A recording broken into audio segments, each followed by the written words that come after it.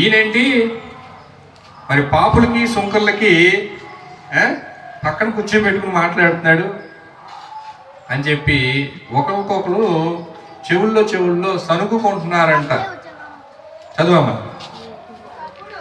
అది కాదు, 3వ వచనం నుంచి. అందుకైన వారితో ఈ ఉపమానం చెప్పెను, నీలో ఏ మనుషునికైనను 100 గొర్రెలు కలిగి ఉండగా వాటిలో ఒకటి తప్పిపోయిన యెడల 99 అడవిలో విడిచిపెట్టి తప్పుపోయినది దొరుకు వరకు దాన్ని వెతక వెళ్ళడా? అది దొరికినప్పుడు సంతోషంతో దాన్ని భుజాల మీద వేసుకొని ఇంటికి వచ్చి తన స్నేహితులను మీరు నాతో కూడా సంతోషించుడి, తప్పుపోయిన నా గొర్రె దొరికినదని.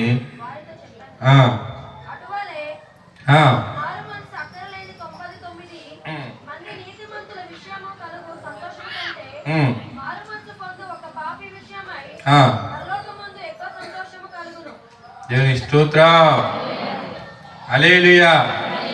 ఈ లోకా సువార్త 15వ అధ్యాయంలో చాలా మంది బైబిల్ చదివిన వాళ్ళకి చాలా మంది తెలుసు.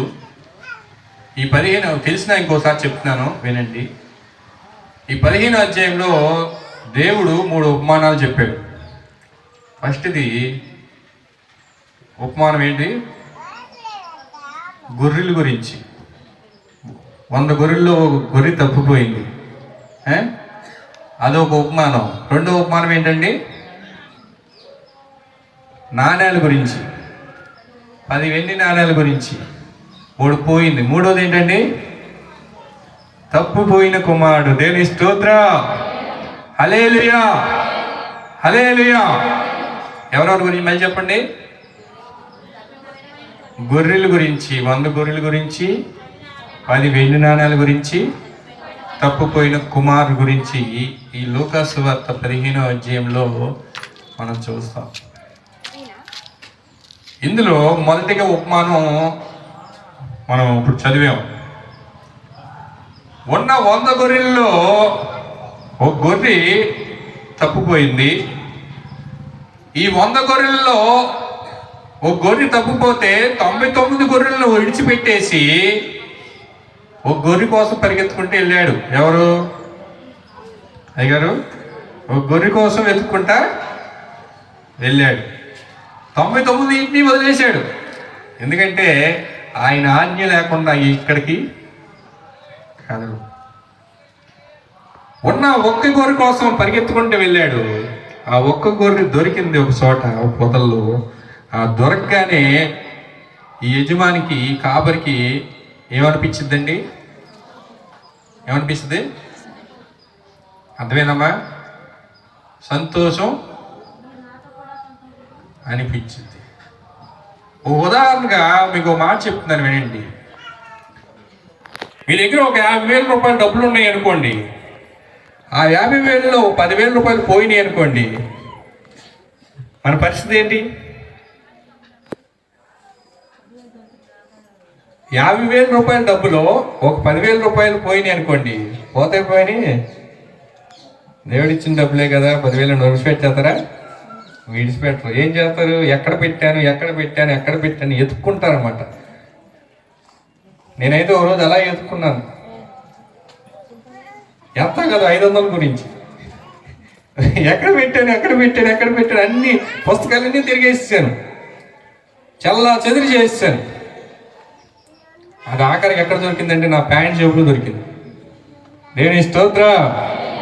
అది దొరకగానే అమ్మయ్యా డబ్బు దొరికింది అని చెప్పి చాలా సంతోషం వస్తుంది. అవునా కదా? మీరు ఎక్కడన్నా ఏదైనా బ్యాగ్ విడిచిపెట్టేశారు అనుకోండి, బస్సులో వెళ్తా ఒకసారి బ్యాగ్ విడిచిపెట్టేస్తారు. చాలా మందికి బస్సులో వెళ్తా బ్యాగ్ను విడిచిపెట్టేస్తారు. అవి విడిచిపెట్టేసాడు బ్యాగ్. ఒకసారి ఎక్కితే బస్సు ఎక్కడికో వెళ్తా, బస్సు గబగబ పరిగెత్తుకుని వెళ్తాడు. ఆ బస్సులో మొత్తం సీట్లన్నీ వెతుకుతాడు. ఆ బ్యాగ్ దొరకలేదు అనుకోండి, అప్పుడు ఏమనిపిస్తుంది?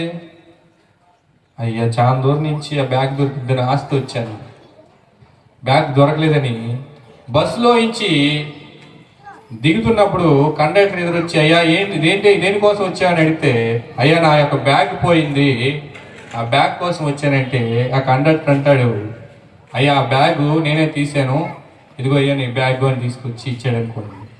అప్పుడు మీకు ఏమనిపిస్తుంది అమ్మా? చాలా హ్యాపీగా ఉంటుంది. అందులో డబ్బులు ఉండపోయినా ముఖ్యమైన కాగితాలు ఉంటాయి కదా. అలాగే ఈ యొక్క 99 గొర్రెల్లో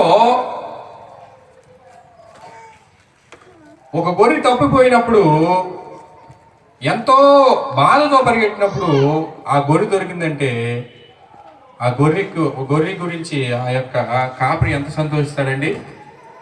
చాలా సంతోషిస్తాడు. అలాగే ఆ కింద వచ్చిన ఒకసారి చదవమ్మా. మీరు నాతో కూడా సంతోషించుడు.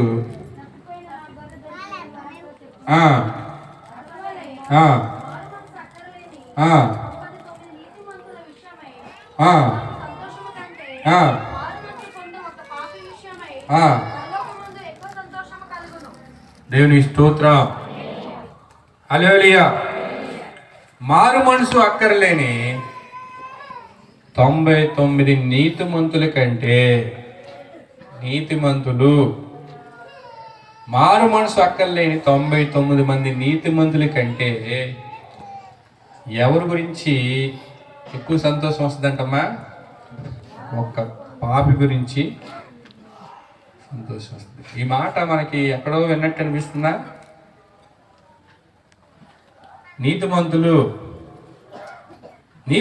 లేరు, ఒక్కడు లేరు అన్న వాక్యం గుర్తొస్తుందా? అందరూ పాపం చేసి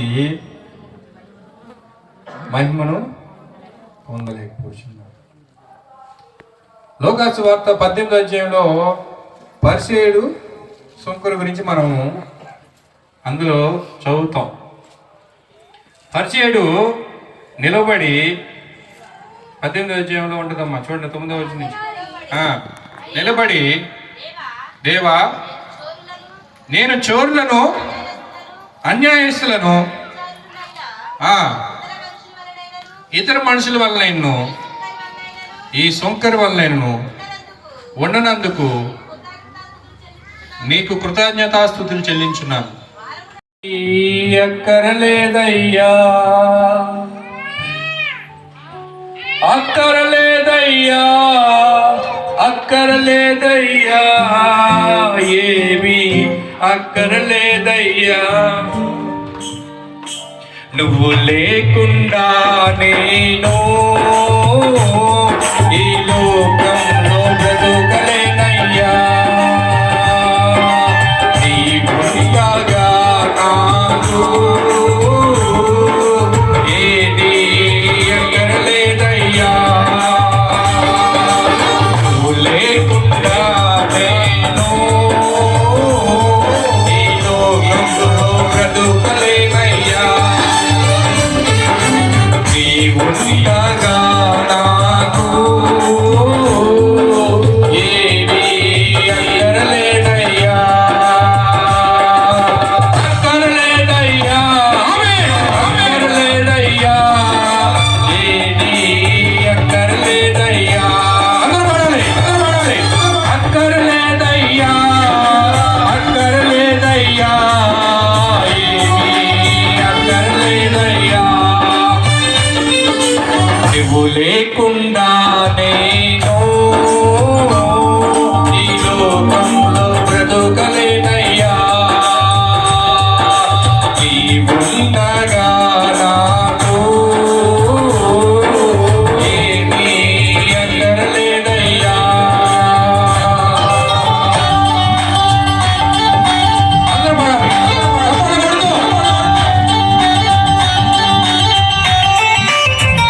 దేవుని స్తోత్రం. ఇంకెవరన్నా ఉన్నారా? దేవుని రాజ్యం సమీపంలో ఉంది అమ్మా. స్తోత్రం, దేవుని స్తోత్రం. ఇంకెవరన్నా ఉన్నారమ్మా?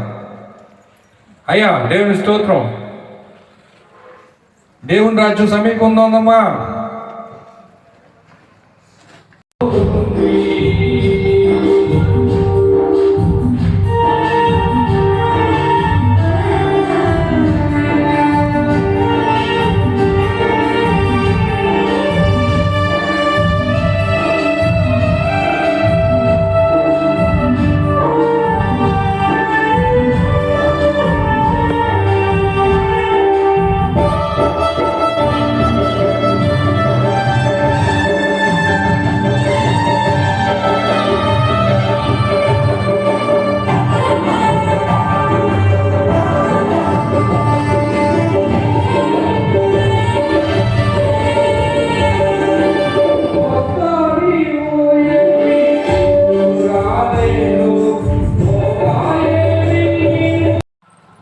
సంబోధించారు. సర్పసంతానం అంటే వంకర బుద్ధులు కలిగి ఉండడం.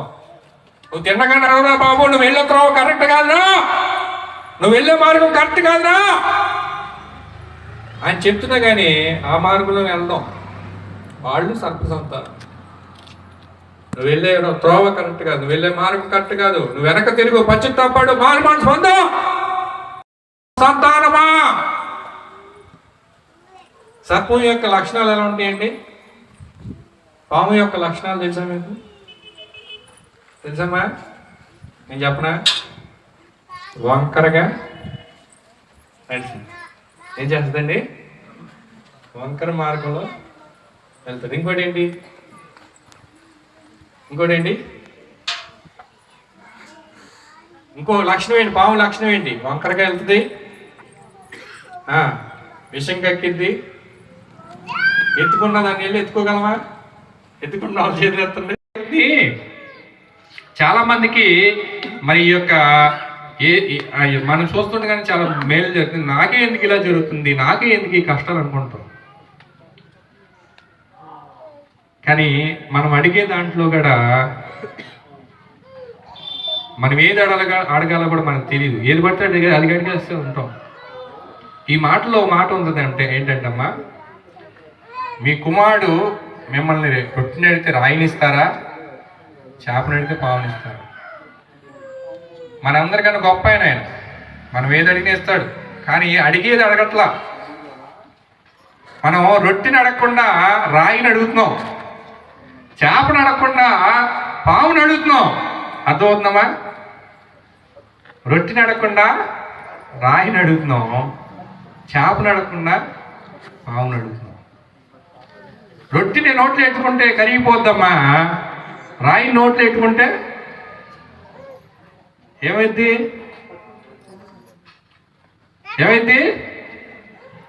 ఒళ్ళు ఇరిగిపోతాయి. నేను స్తోత్రం చెప్పి గట్టి చప్పట్లు కొట్టాలి. అవునా కాదా? రొట్టిని నోట్లో ఎట్టుకుంటే మెత్తపడుతుంది, చక్కగా నోట్లో ఎట్టుకోగానే కరిగిద్ది. రాయిని ఎట్టుకుంటే ఒళ్ళు ఇరిగిపోతుంది. చేపను తీసుకొచ్చి చేత్తో పట్టుకొచ్చి కూర వండుకుంటే చేపను తింటాం. అది పాముని చేత్తో పట్టుకొచ్చి కూర వండుకోగలమా? చేత్తో పట్టుకుని ఏం చేస్తుంది? మనం అడిగే దాంట్లో కూడా మనం ఏమని అడగాలంటే, అయ్యా నాకేది కావాలో నీకు తెలుసు, నా యొక్క అవసరం నీకు తెలుసు, నా యొక్క కష్టం నీకు తెలుసు, నా యొక్క ఇబ్బంది నీకు తెలుసు, నా యొక్క శోధన నీకు తెలుసు, మా కుటుంబంలో ఉన్న బలహీనత నీకు తెలుసు ప్రభా అని అడిగే దాంట్లో ఆయన అడిగితే, నువ్వు అడిగిన దానికంటే మీ బిడ్డల గురించి, మీ బిడ్డలు మిమ్మల్ని అడగకుండానే మీరు అన్నీ ఇస్తున్నారు కదా, మరి అడగకుండానే ఆయన ఇస్తాడు కదా. నేను స్తోత్రం. కానీ నువ్వు ప్రార్థన చేయాలి. అయ్యా నా కొదువు ఉందేంటో నీకు తెలుసు ప్రభా, నాకున్న కష్టం నీకు తెలుసు ప్రభా, నాకున్న ఇబ్బంది నీకు తెలుసు ప్రభా, నాకున్న సమస్య. పాపులను ఆయన బోధ వినుటకు ఆయన దగ్గరకు వచ్చుండగా పరిసయ్యులను శాస్త్రులను అది చూసి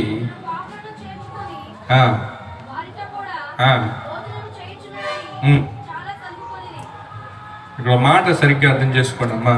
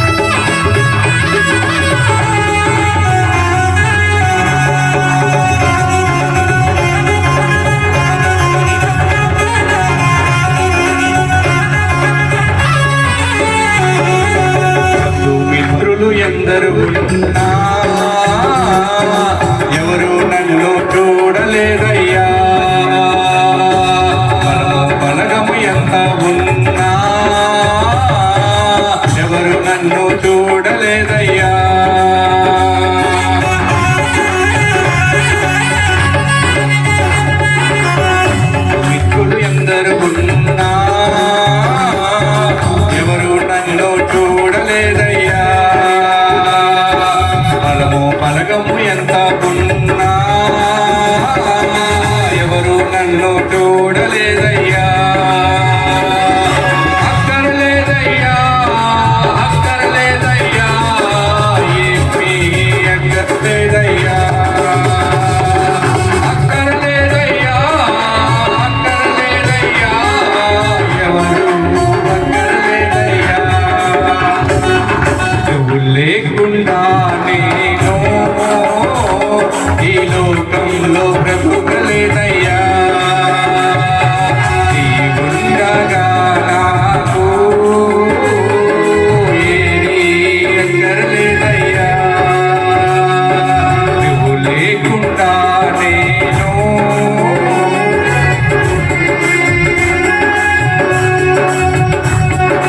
నీవుండగా నాకు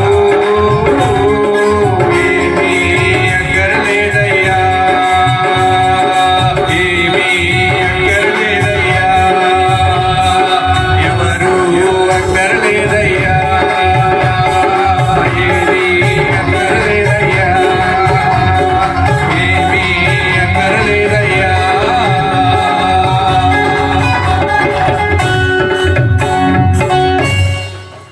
ఆయన లేకుండా ఈ లోకంలో మనకి అవసరం అండి, ఏమీ అవసరం లేదు, ఏమీ కూడా అవసరం ఉండదు. ఎవరికి అది గ్రహిస్తారంటే ఈ లోకంలో మన జీవితం ఎంతకాలం, మనం భూమి మీద నివసించుతున్న కాలం ఎంతకాలం జీవిస్తాం భూమి మీద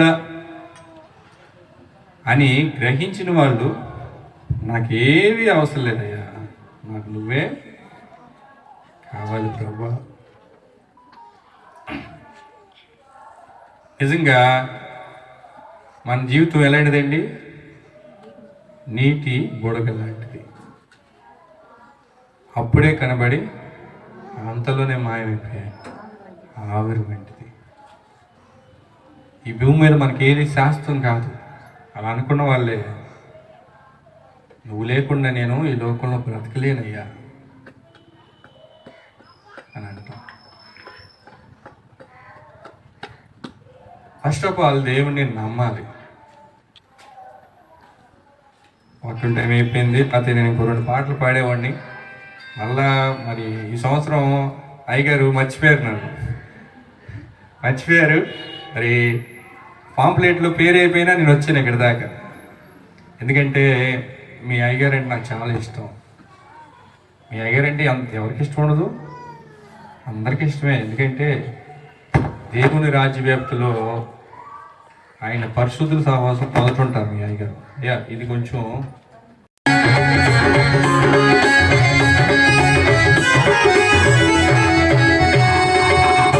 ధనము ఎంత సమాధానం లేదయ్యా, పాత్రుడు ఉన్నా శాంతి లేదయ్యా,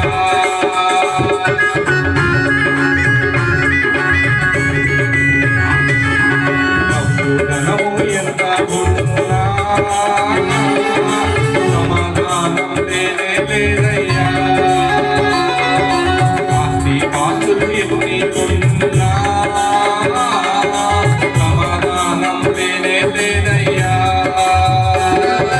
అక్కర్లేదయ్యా, అక్కర్లేదయ్యా, ఏమీ అక్కర్లేదయ్యా, అక్కర్లేదయ్యా, అక్కర్లేదయ్యా, అక్కర్లేదయ్యా,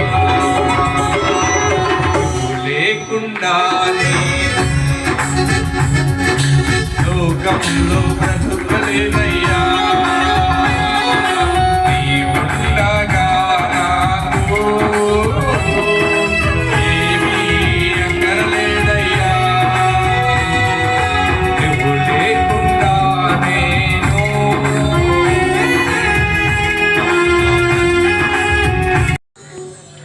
మరి ఏది అక్కర్లేదయ్యా.